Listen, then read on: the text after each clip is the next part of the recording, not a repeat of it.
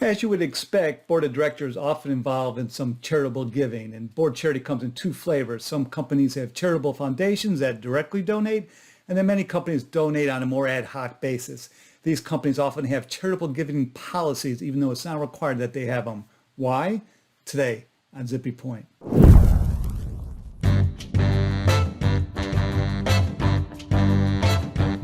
I'm Brock Romanek, and I'm a big fan of yous.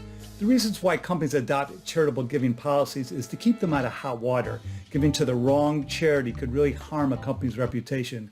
Having said that, the parameters of these policies tend to be pretty broad. Limitations on the amount given, the types of causes that could be supported, the types of recipients that are eligible and ineligible. Here are 4 things to know about charitable giving and the board. 1. Tie your causes to your business. 2. Treat your directors and employees the same. 3. Don't entangle with the director's personal charity. 4. Get director input on your foundation's direction. 1. Tie your causes to your business. When you're setting up what types of causes are acceptable, tie them to your business in some way, whether it be your customers, suppliers, the local communities where you operate. We're talking stakeholders here. This enables you to stay on course and have an explanation for why you gave to the charity you did. Without this sort of discipline, it's easy to lose your way pretty quickly. People in higher places start directing funds to where they want it to go. You do not want that. It increases the risk that bad things happen when people feel like they have a blank check. They're not accountable for where that money goes. 2, treat your directors and employees the same. So a common thing for companies to do is to give matching grants. They urge employees to donate to certain eligible causes, and then the company matches that employee's donations. Be careful here and treat your directors just like any other employee. Don't match double for a director and single for an employee. In other words, treat your directors just like you treat your employees when it comes to charity if you have this kind of broad-based program. The optics of it otherwise don't look good for employee morale purposes. It would feel like the board is superior to the general workforce. Do bear in mind that even if there's a one-on-one match, a single match, the same as other employees, then that match to the director's contributions is considered a perk. It might be disclosable in the director compensation table in the proxy. 3, don't entangle with the director's personal charity. So this one's a tough one. You do not want to entangle the company and the board with a director's personal desires to donate.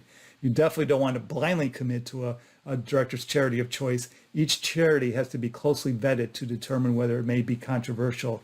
That's why it's smart to have hard and fast rules here in your policy about what is an acceptable cause so you don't hurt anyone's feelings. You just can't make any exceptions. You got to stick to your guns here. According to the board's policy, any donations must be connected to our business in these 5 ways. So when you say that you can't donate to a director's son's charity on behalf of the company, there's no hurt feelings. You're just uniformly following the board's policy. You haven't given any waivers and given for one director's personal cause but not another. And of course, you can always personally donate as an individual.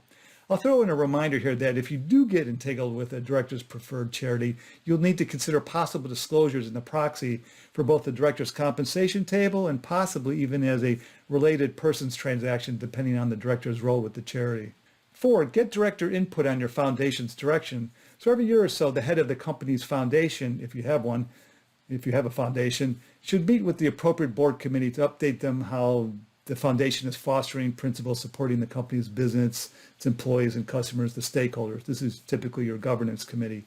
Having director reviews on future plans for the foundation really can be useful. Good directors are really good about seeing around corners, about what might become controversial down the road. Some just have an uncanny instinct to spot an issue that's not so evident from its face right now, but will grow to be something big in the near future.